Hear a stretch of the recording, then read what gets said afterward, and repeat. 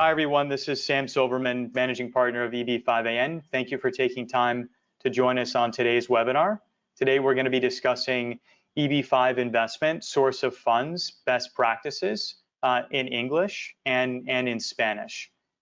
During today's webinar, if you have questions, there's contact information at the end of the webinar for you to reach out to myself or to our guest speaker, Roberto Ortiz, and he'll be able to answer any follow-up questions that you have over email or to set an appointment. During the webinar, we're going to cover these main topics: a little bit about EB-5AN. We'll introduce our guest panelist. We'll talk about different source of funds considerations, different sources, and common issues and documents that are going to be required for each of the various most common types of sources of funds for EB-5 investment. We'll run through a common case study with a couple key points, and then we'll spend a few minutes at the end and discuss our current Twin Lakes, Georgia rural EB-5 loan project. First, a little bit about EB-5AN. We're a leading EB-5 investment fund manager. Over 2,000 families from more than 60 countries have joined regional center projects under our licenses. We've been in the EB-5 space since 2013. This is a map showing where many of our EB-5 investors have come from over the years, including many Latin American countries, as you can see. This is a map showing our regional center USCIS coverage. We cover most of the country, as you can see from this map. And this is a little bit more detail about our two managing partners. As I mentioned earlier, I'm Sam Silverman, one of the two managing partners here on the left side, and my partner Mike there on the right. And now we'll spend a few minutes introducing our guest speaker, Roberto Ortiz, and I'll let Roberto jump in and share a little bit about his experience, his background, and his experience working with EB-5 investors from most of Latin America. This webinar will be in English and in Spanish, and Roberto will be speaking English first, and then we'll translate immediately after to Spanish. Go ahead, Roberto. Thank you, Sam. My name is Roberto Ortiz. I'm originally from Fuente, Puerto Rico. I've been doing this for 25 years. I would say I've been doing EB-5 since 2009, helping investors from mostly Latin America that are interested in the program. So I've been dealt with, all the sorts of funds issues that they have. I've done EB-5s for different projects. So I've not only done it for one project, but several projects as well. I work for Roberto Ortiz. We're a boutique law firm here in Doral that we have, we talk about business, tax, and immigration solutions for our clients. And so, we've been, practicing more or less in the firm around the last almost 10 years. That's pretty much it. Buenas, mi nombre es Roberto Ortiz. Yo soy abogado de inmigración. Llevo 25 años haciendo inmigración. Soy original de Ponce, Puerto Rico. Tengo un conocimiento de EB-5 desde el 2009, que llevo trabajando con casos de EB-5, ayudando a clientes de Centro y Suramérica que quieren invertir en este proyecto y hacer la inversión de los $800,000. Y hoy estaremos aquí hoy hablando sobre cómo probar de dónde viene el dinero para poder someterlo e invertirlo en uno de estos programas. Gracias. Great. Thank you, Roberto. Mm-hmm. My Spanish is pretty good. I was able to catch most of that. All right, so now we're gonna jump into source of funds, and obviously source of funds is a key component for any EB-5 investment. So Roberto, why don't you kind of give us an overview? What is source of funds? Why does the U.S. government care about it? And what does an EB-5 investor need to prove in order to successfully get approved for the green card? Well, source of funds, the United States wants to see where is it coming from. They want to know it's legitimate. They want to know the traceable, where is it coming from? Is it from a will or an inheritance? Is it from a gift? Is it from dividends from a business? Is it from the sale of a real estate? Or is it from the lottery? They want to know that it's legal and they can trace it. If they cannot trace it, it's not going to be allowed, and they're going to deny the case. This is the most important part of the EB-5. It's extremely important. La revisión de los fondos para propósitos de EB-5 es lo más crucial en la primera parte. Uno tiene que demostrarle al gobierno de que el dinero es legítimo, y tenemos que demostrarle a ellos si es de una herencia, de la venta de un inmueble, de la venta de un inmueble, de dividendos de una empresa. Si se lo ganó en la lotería, pues mejor todavía, pero hay que demostrárselo eso a inmigración para poder indicarle a ellos que es fácil la trazabilidad del dinero, y que usted puede demostrarle a ellos que no es ilegal y que es legítimo. Great.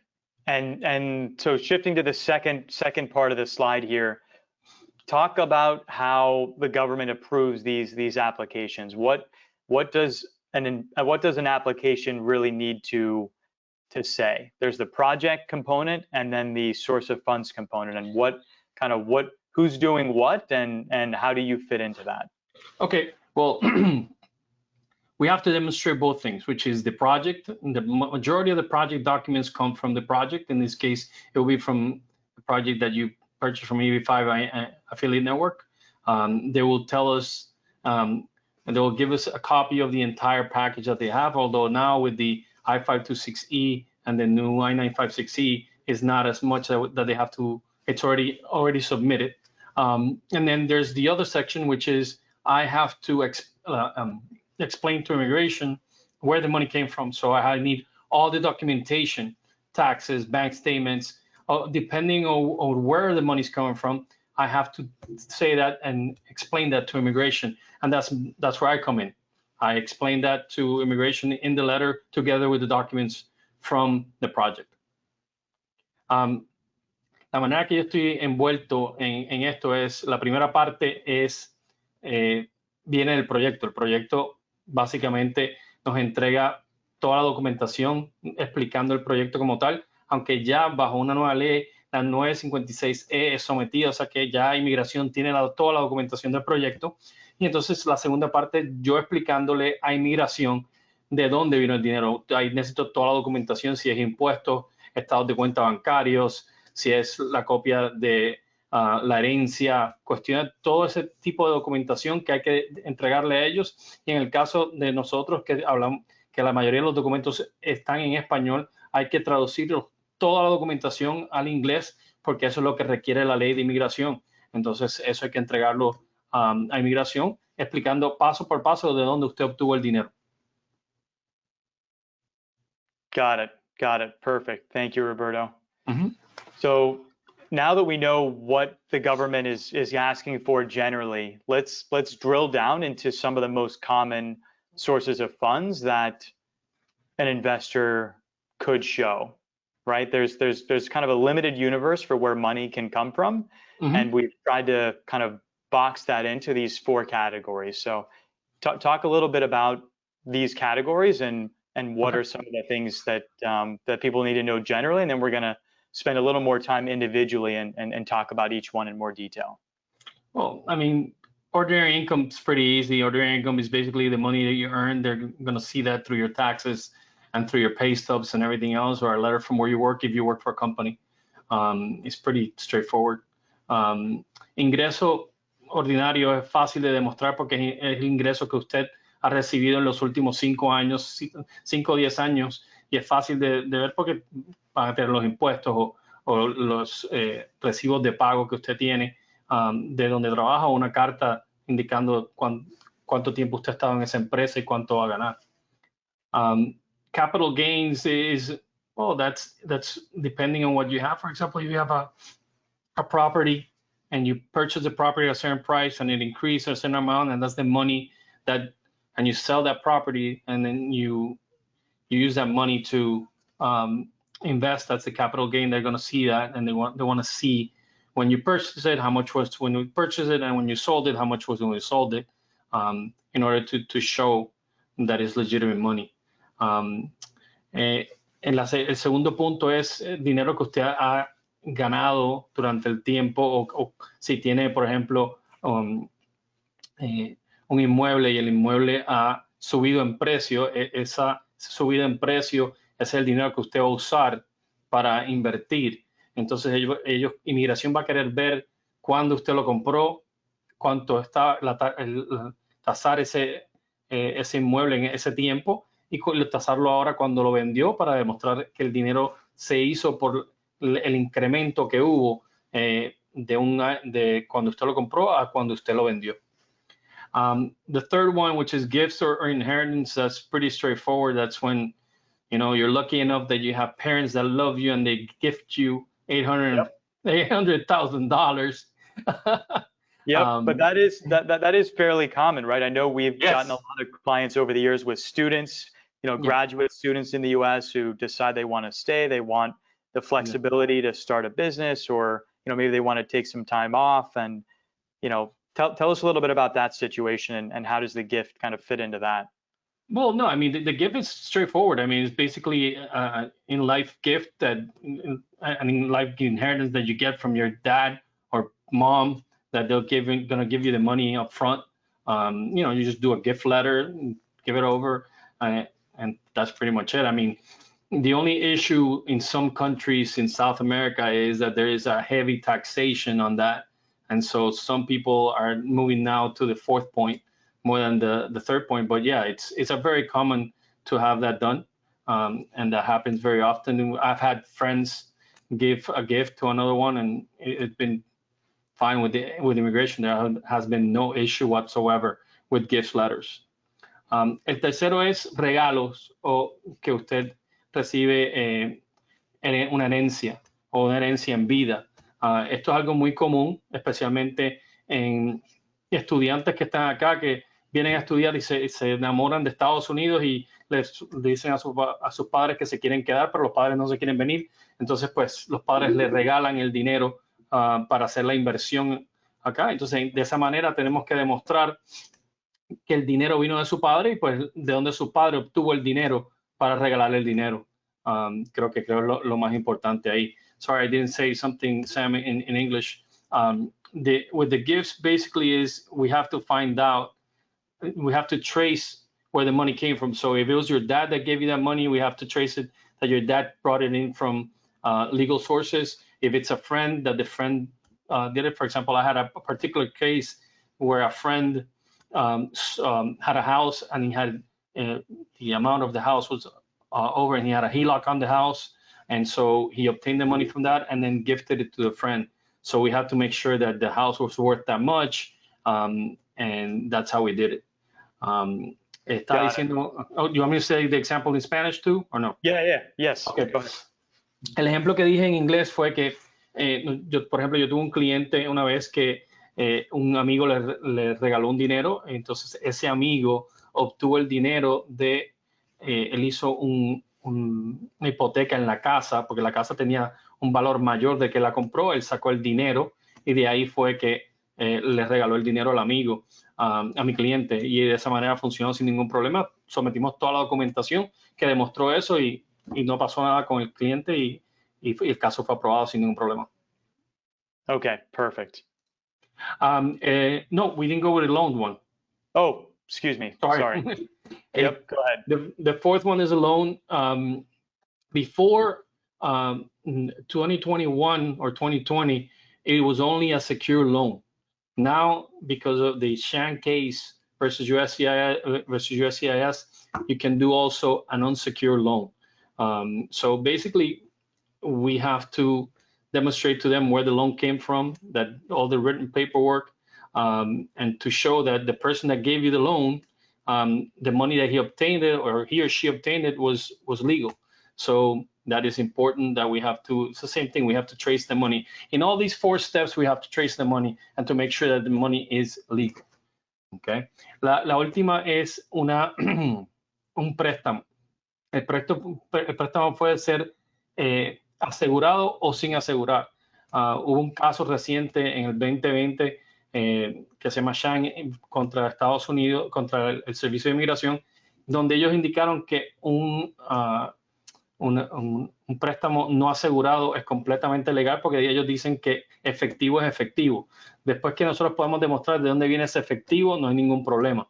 Entonces, si ustedes quieren hacer un préstamo, puede ser un préstamo sin colateral o un con colateral. Cualquiera de las dos maneras funciona para la EB-5. Perfect, perfect. All right. So now we covered a little bit about all the major potential sources of funds generally, but now let's drill down, spend a few minutes on some of the issues that come up and some of the specific documents and things that are going to be needed to trace where the funds are coming from. So Roberto, for ordinary income, what are some of the things that you're looking for that you want to try to avoid?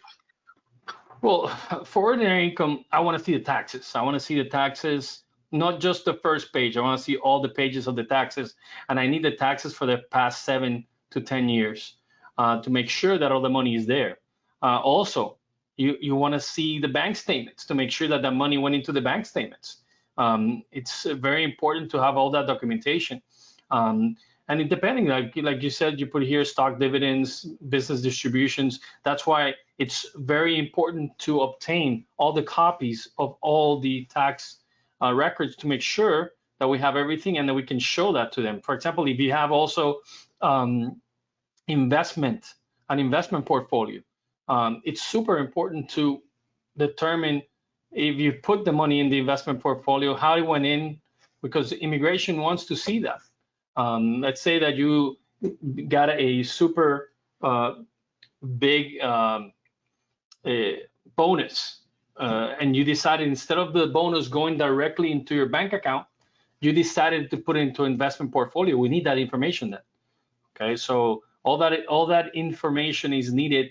And I know that you're gonna think, oh my God, that's a lot of paperwork and everything else. Unfortunately, they love paperwork, and we have to submit all the documentation. We have to translate it, even in Spanish.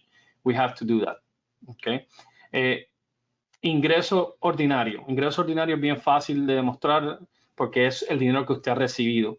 El dinero que usted ha recibido, eso significa que hay que ver sus impuestos, sus estados de cuenta bancarios, cualquier documentación que usted haya recibido. Por ejemplo, si usted ganó un bono en uno de los años y ese bono fue significante y usted decidió invertirlo en un portfolio, necesitamos copia de ese documento y el portfolio. Yo sé que a veces ustedes no quieren dar la documentación de sus ingresos, de lo que están invirtiendo y lo demás, pero desgraciadamente si lo invirtió ahí, tenemos que demostrar a la inmigración cómo lo invirtió y cómo entró a ese portfolio para poder explicar la inmigración todo. Ellos quieren de la A a la Z que le expliquemos de dónde viene el dinero. Y como le indiqué anteriormente, hay que traducir todo del español a inglés. Perfect, perfect. Okay, great. Now let's shift over to capital gains. So what are capital gains? What are a couple kind of typical scenarios that you'll see, and what types of documents and records, particularly, let's say with real estate, how did you get the real estate first and then now it's being sold? How does the documentation look for those types of situations? Okay, for real estate, it's very simple. For real estate, they want to see when you purchase the piece of real estate, they want to see the amount of money you had at that time to make sure. So you will need tax records from that time. And they want to see the documentation of the purchase. And then they want to see the the increase of the real estate. So when you sold it, they want to see all the closing documents of the sale and how that money after the sale went into your bank account. That's pretty much what they want to see. So we have to trace it not only from the sale, but all the way also from when you purchased it. So when you purchased it, how much money did you have? Where did you get that money? It's very important to explain that to immigration. In another scenario, I would say if it's a business, I mean, it's kind of harder with a business, but you can also show in the business how much you purchased the shares of the business. And then when you sold the business, what was the business valuation that they had for the business? So for example, if you bought it for $100,000 and then you sold it for $1 million or $2 million, they want to see the evaluation. Probably when you sold it for that amount, that increase, you're going to have a business valuator that decided and looked at all the documentation to determine that that business was really worth $2 million. So we will need all that documentation when that income that you had when you purchased the shares, and through the time, if the shares went up, how much you used to increase the shares. For example, if you had 50 shares first and then you went up to 60, the amount of money you had to go up to 60 shares, and so on, and so forth. Para este punto que estamos hablando, que es cuando usted tiene un activo y el activo incrementa después de cierto tiempo, hay que demostrar cómo incrementó ese activo. Por ejemplo, si estamos hablando de la compra de un inmueble, entonces tenemos que demostrarles a ellos cuándo usted compró el inmueble y el valor del inmueble cuando usted lo compró, y cuánto dinero usted tenía en su cuenta, en sus impuestos y todo, de dónde sacó ese dinero para comprar ese inmueble, y después cuando lo vendió hay que demostrar que incrementó y cuánto fue que incrementó, y entonces que usted lo vendió y que usted recibió ese dinero y a dónde entró ese dinero. Es importante. Por ejemplo, en otro ejemplo es si usted vende su negocio, ellos van a querer ver cómo usted puso el dinero para empezar el negocio, de dónde vino ese dinero, y después cómo incrementó ese negocio. Lo más seguro que usted va a tener una evaluación de cuánto vale su negocio cuando lo vendió. Entonces, eso va a enseñar que incrementó tanto para usted poder venderlo y obtener ese dinero adicional en su cuenta bancaria. Great. All right, now let's talk a little bit more about gifts. What are some of the things that, gift tax return and, other types of documents, if money's being gifted in the US or if it's being, gifted, from out of the US, how do those things fit together, and particularly with respect to tax consequences in different jurisdictions? Well, in this situation, you have to make sure that if you're going to give something, that you speak to the accountant in your country. The accountant in your country is going to tell you what you're going to have to pay, especially for an in-life gift. And then, you have to demonstrate that when you received it, that the person that gifted you the money, where did they come from, and that it's completely legitimate. And then submit all the tax documentation. You're going to have to translate everything, as I said before, from Spanish to English or whatever other language there is. But you have to fully translate it so that you can submit it to them. In terms of the inheritance, usually with the inheritance, they all want to see is the will, and explain, translate the whole will, and the will show when the person received the money and how much money each of the remaining survivors received for that. So, I mean, that's pretty much what it is. I mean, honestly, Sam, in my career, I haven't had that much questioning of the gifts. It's been pretty straightforward without documentation. So I think that, sometimes the more you give to immigration, the worse it is. So you try to give as much as you think is necessary without going overboard, because sometimes they can ask additional questions that are really not relevant to what the funds came from.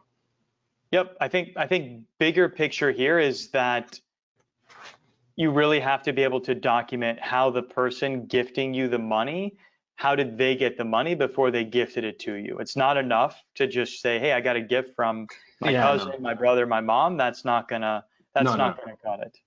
No, you have to get the taxes from the person, the bank statements. It depends from where the person got it. If the person got it, let's say the person received it from an inheritance, then we have to show that that inheritance for the person, and now that they're gifting it to their kids. But yeah, we have to get all the documentation. If it's from a business, then we need the information from the business that they got it, the corporation documents, and if it's a dividend that the person received and then gifted it to you, we need copies of the minutes from the board or the company showing that they gave this dividend to this person, and that's how we prove that it was legitimate. And if that's the case, if it's a business, we have to show that demonstrate that the business was making enough money to give that dividend as well. So, en el caso de los regalos y herencia, es importante, por ejemplo, en el regalo, tenemos que demostrar la inmigración de dónde vino el dinero. O sea, la persona que le está regalando el dinero, sea su padre, sea su tío o sea un amigo, nosotros tenemos que demostrar la inmigración de dónde vino ese dinero. Si ese dinero vino de un dividendo, si vino de una herencia, si el amigo o el padre o el tío eran millonarios, pues es más fácil demostrarlo, pero vamos a necesitar toda la documentación personal de esa persona que le está dando el regalo, como los impuestos, los estados de cuenta bancarios, si es una empresa, la información de la empresa, la información que la empresa tiene suficiente dinero para hacer el dividendo que le dio a la persona que está haciendo el regalo. Todo eso hay que hacerlo. Si es una herencia, entonces lo que vamos a necesitar es el testamento que demuestre de dónde vino que usualmente el testamento es bastante explicativo de toda la documentación o todos los activos y todo el dinero que se va a distribuir entre una persona o varios hermanos o hermanas. Y toda esa documentación es importante tenerla porque inmigración la quiere ver. Got it. Okay.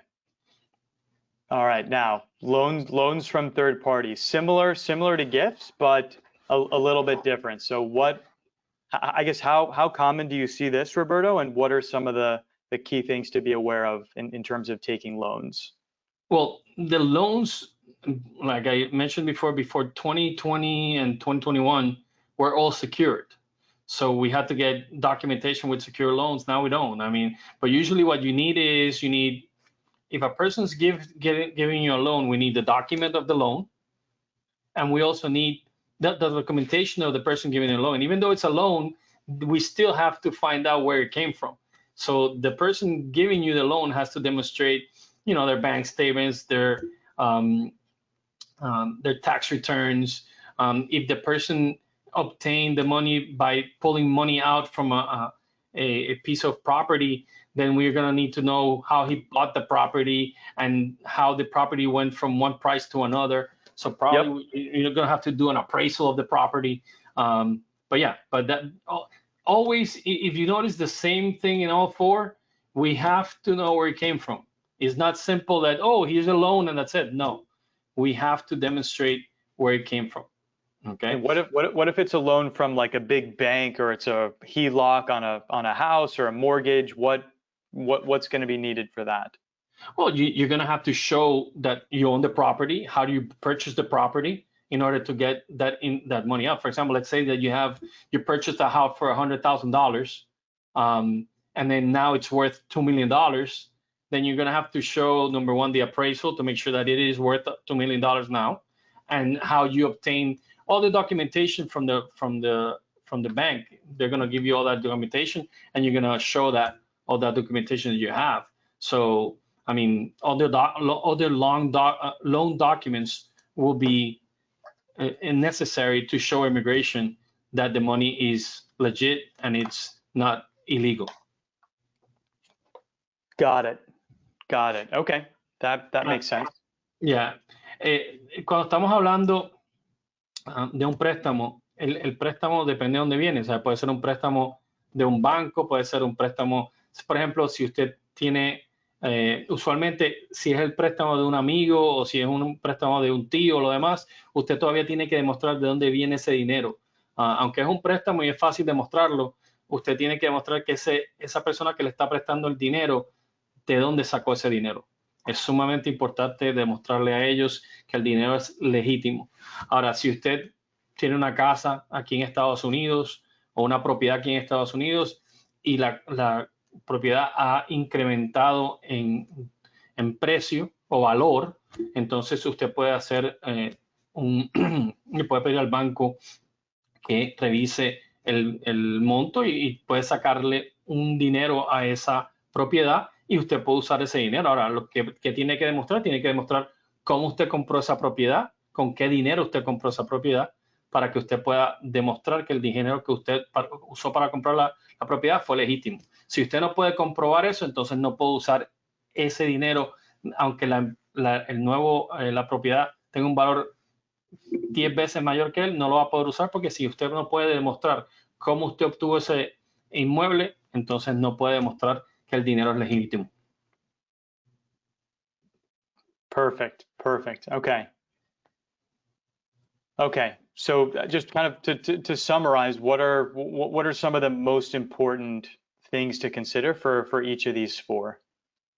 Well, I mean, I think what you have here is more than enough. I mean, we need the documentation, as much as documentation is needed to prove the ordinary income, the capital gains, the gifts, and the loans. It's the main thing with the income is we need your taxes. We need if you're working right now, where are you working, and we need a letter from employment showing that you're still working there and how much do you earn a year. That's very important. Yep. With the capital gains, we just need to see how that piece of property or that business went from one money to another. I think that is the most crucial piece of information, because anybody can say, look, my business is worth $3 million. No. You have to get, I would say a business valuation for that will be great, as well as an appraisal for the property. For the gifts, we need to figure out who gave you the gift and all the information from the gift.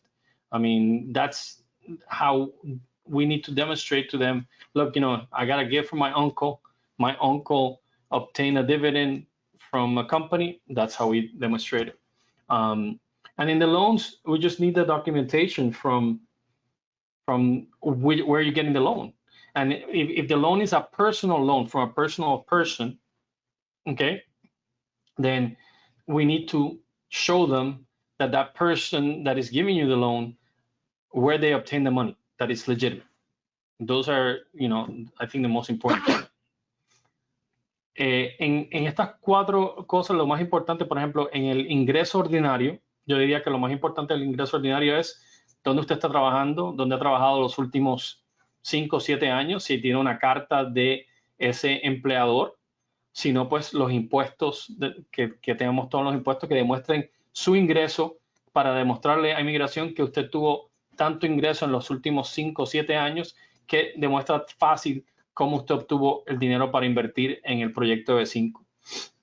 En referencia al segundo, que es el incremento que usted ha recibido de su capital, bueno, eso depende si es de propiedad o lo demás, es demostrar que usted obtuvo, que cómo incrementó esa propiedad de un monto a otro monto. Si es un negocio, cómo el negocio incrementó de un monto a monto. Usualmente con el negocio, hacer una evaluación del negocio para determinar el precio del negocio actual.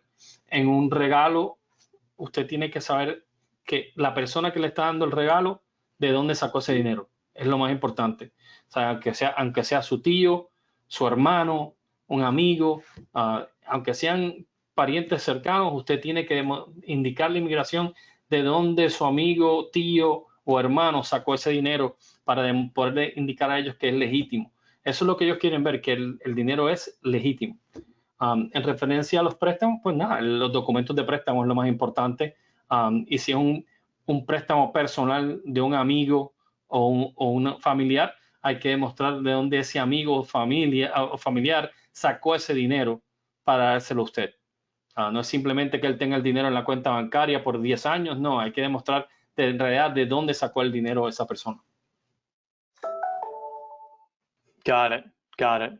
So the next couple slides have some more details. We're gonna skip through these, but I'm just gonna show them on the screen for investors to have some more kind of specific details and questions about the various key sources of funds. So capital gains, and then gifts, inheritance. These are some of the things we talked about earlier, but just with a little bit more specificity. And then a little bit more about loans. So now let's shift over and talk a little bit about the case study.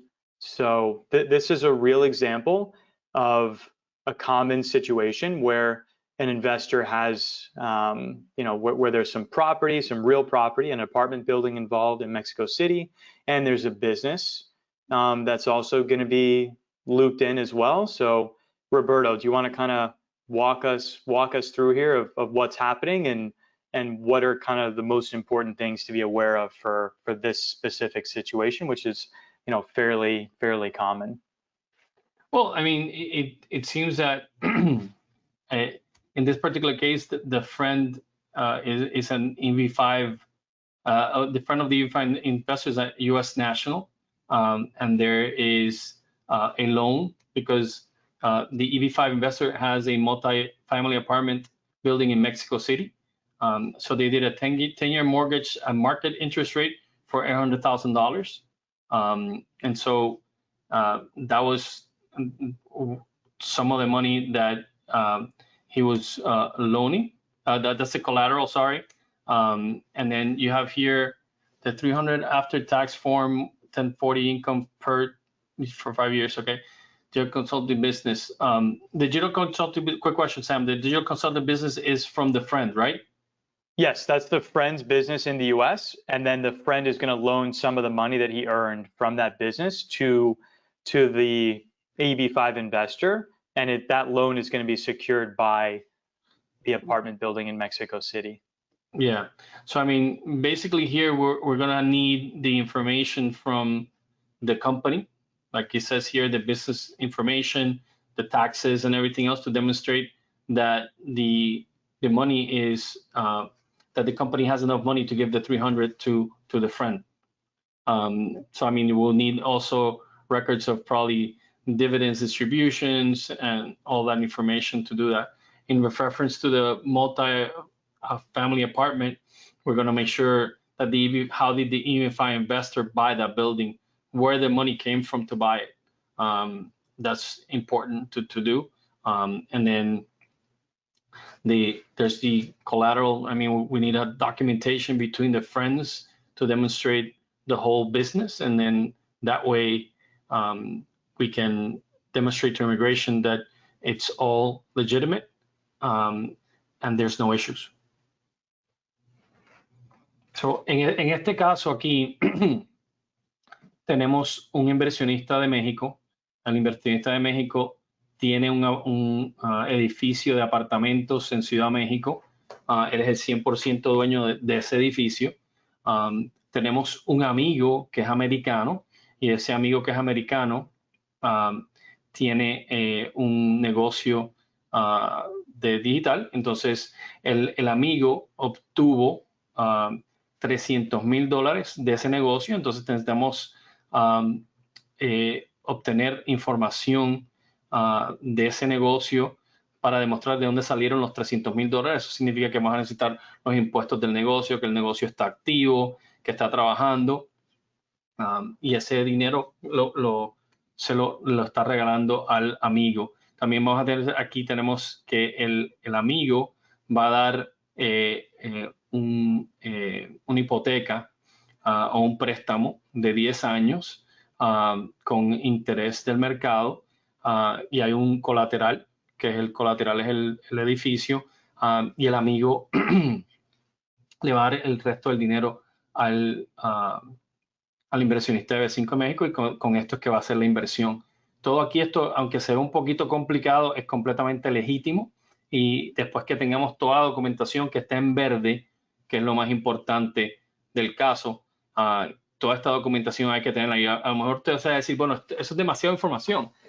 Desgraciadamente hay que someter todo este documento para demostrar todo esto en un caso como este. Got it. All right. Let's talk for a few minutes about the cover letter and kind of what is the purpose of this, Roberto, and how does it fit in with all the documents and records and things that an investor is going to provide? What is the purpose, and how does this kind of fit in with the investor's application with USCIS? Well, the cover letter, it does twofold. Number one, the cover letter explains the project and where is the investor investing the money. But the cover letter also needs to explain in detail where the money is coming from. So we need to explain to them, in the case that we talked about, we need to explain how did he get the money? How did the investor get the money? And where it came from, and how, if it's from, like we mentioned, this the loan. We have to show him the loan. We have to show him that he owned the building. We have to show that his friend owned the business. All that documentation has to be carefully explained to immigration, and then you put all the exhibits. And like I said, if there's a documentation that is in Spanish, we have to translate the whole thing, not summary. The whole thing has to be translated. En la carta que nosotros le enviamos a inmigración, hay dos cosas que se explican. Número uno, se explica es el proyecto, se explica del proyecto, de dónde vino el proyecto, todo el proyecto y en dónde el inversionista está invirtiendo. Entonces, en la segunda parte se explica de dónde vienen todos los fondos. Entonces, si estamos hablando del ejemplo que estábamos hablando anteriormente, pues en ese caso hay que demostrarle, indicarle a inmigración que el dinero se obtuvo de un préstamo, al igual que un dinero que se obtuvo de que está envuelto con el préstamo de la cuenta del amigo en los Estados Unidos. Hay que demostrar que el amigo es el dueño de la empresa, hay que demostrar toda la información de la empresa, cómo obtuvo la empresa, al igual que hay que demostrar que el edificio, de dónde vino el edificio y todo lo demás. Toda esa documentación se explica en detalle y se somete a una lista de exhibits con todos los documentos. Si hay documentos en español, como dije anteriormente, se tienen que traducir completamente para inmigración, porque si no, no los van a recibir. Got it. All right, great. And this is a little more detail about just some of the types of documents, and just to give you an idea of the kind of scope of what types of documents are going to be needed to be included in the source of funds cover letter. So not only are you going to have to lay out, tell the story, explain what happened, where the funds came from, but also reference all the supporting documents to, make sure that it's clear that you have the proof of what happened. That is correct. I mean, this is just an example. It depends on every case. Don't be scared. It's doable. Like I said, I've been doing it for quite some time, and I've had different types. I've had gifts, I have dividends, and as long as you sit down and you explain to me where it's coming from, we're gonna get the documentation that we need, and we're gonna get it. Okay. Como pueden ver, aquí está la lista de los diferentes documentos que se están usando específicamente en este ejemplo. No se asusten. Son documentación que usted tiene y que se puede hacer. Nosotros hemos hecho esto mucho con muchos clientes de diferentes tipos. He tenido herencias, he tenido regalos, he tenido dividendos. O sea que siempre va a ir caso por caso. No todos los casos son iguales. A lo mejor el caso suyo no tiene tanto documentación, pero dependiendo de cuán difícil o cuánto de cuántas partes usted recibió el dinero, es la documentación que vamos a entregarle, que tiene que entregarle a inmigración. And this is another reason why it's really important to hire an experienced EB-5 immigration attorney who has done, significant number of filings with situations similar to the one that you're going to be facing, right? No, as Roberto said, no two cases are going to be alike. This is like building a custom suit. Everyone's going to have different height, different weight, different color, buttons, everything's going to be different. But there are some commonalities. And if you're working with an attorney, or a tailor, right, to continue the analogy, who's done hundreds of fittings, you're going to get the suit, you're going to get it built right the first time, and it's going to be fine, right? Correct. But you gotta make sure you're working with someone who's done a lot of these, and likely they've seen parts or the same situation that you have, and so they know what's going to be accepted by USCIS and what's not. So that's really important. All right, so now we'll shift gears. We'll spend just a few minutes talking about the Twin Lakes, Georgia $800,000 rural EB-5 loan project. Twin Lakes follows 14 prior EB-5AN Coulter projects. This is a slide showing some of those prior projects and the approvals that we've received to date. Under the current EB-5 rules, investors who are already in the United States, for example, those on F1 visas or on H-1B visas, can now concurrently file, meaning they can obtain a work permit in just a few months by making an investment in a project. Now the priority dates are current for investors from all countries. So this is a great feature that allows investors already in the US to remain legally pretty much immediately and have that flexibility to work in just a few months while they're waiting for the green card. This is a new feature that was only implemented as a result of the new EB-5 Reform and Integrity Act of 2022, so it's fairly new, but we are seeing hundreds of investors take advantage of this. A little bit more about the Twin Lakes, Georgia project. It's a single family home community with amenities. It's active adult, 55 and up, so we're selling homes to retirees who are still active. As you can see from the photo here, hundreds of homes have already been built and residents have moved in. The clubhouse is there kind of in the top left with the pool. And you'll see in the top right and top center, they're continuing to develop the property and build new homes. Over 100 homes are under construction. I just visited the property a few days ago, and lots of ongoing construction. The project's being developed by Coulter. They're one of the largest single-family home developers in the US. Project does qualify as rural, which means you get priority processing for the green card and access to more set-aside visas than any other category. The total project is almost 700 million. The EB-5 loan is 80 million, or about 12%.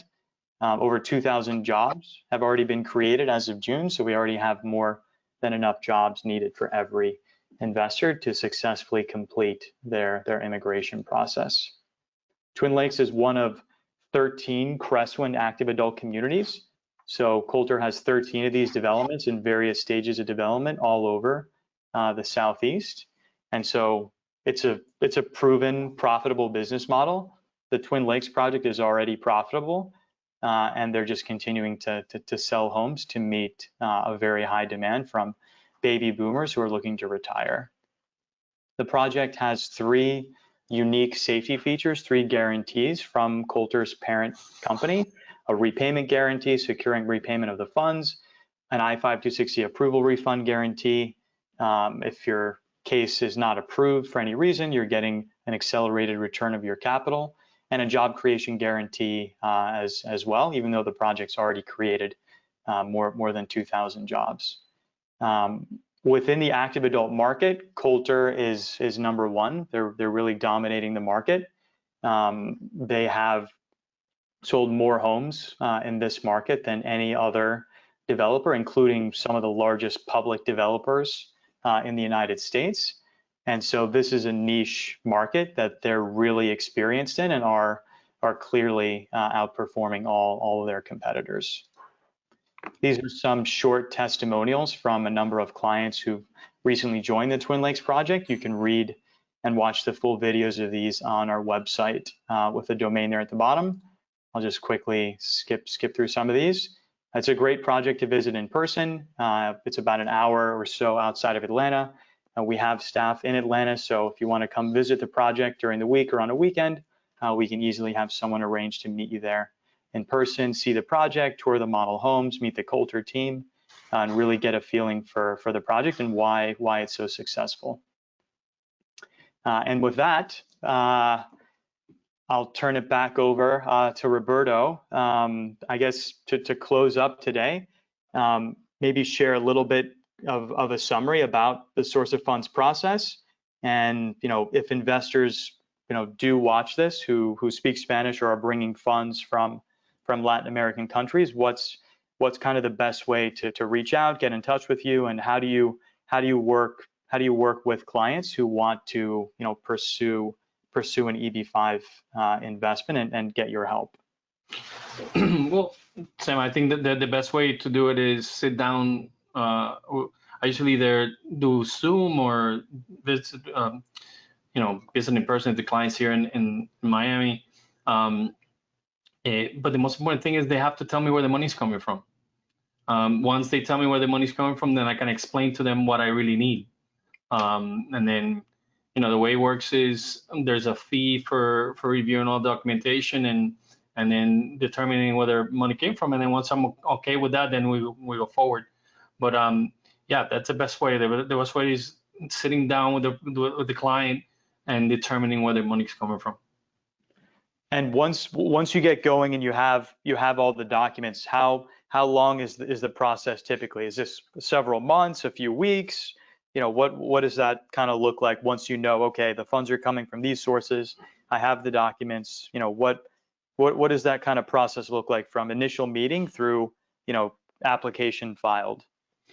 It actually, Sam, it actually depends on how much documentation we have to translate and the translation, how long they take. Because we're not going to stop working. We're going to continue working because we understand the document, so we can continue working the document and working the application.